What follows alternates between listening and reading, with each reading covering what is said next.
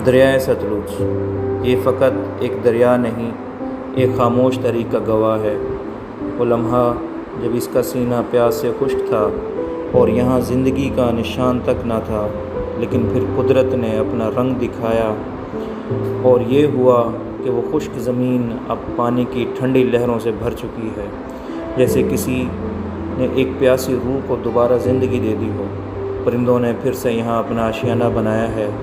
हवा में पानी की खुशबू है और किनारों पर हरियाली। ये नज़ारा दिल को सुकून तो देता है। सतलुज ने अपनी जगह वापस ले ली है, लेकिन इस वापसी में एक नया ख़तरा भी छुपा है। जब कुदरत अपनी खामोशी तोड़ती है तो इसका गुस्सा भी बेकाबू हो सकता है। अब यही ज़िंदगी देने वाला पानी ख़तरा बन चुका है। दुआ है कि ये दरिया सिर्फ़ ज़िंदगी का पैगाम लेकर आए, क्योंकि जिस तरह कुदरत ने इसे दोबारा ज़िंदा किया है, इसी तरह ये मुश्किल वक्त भी गुजर जाएगा। ये दरिया ज़िंदगी और मौत के दरमियान की कहानी है।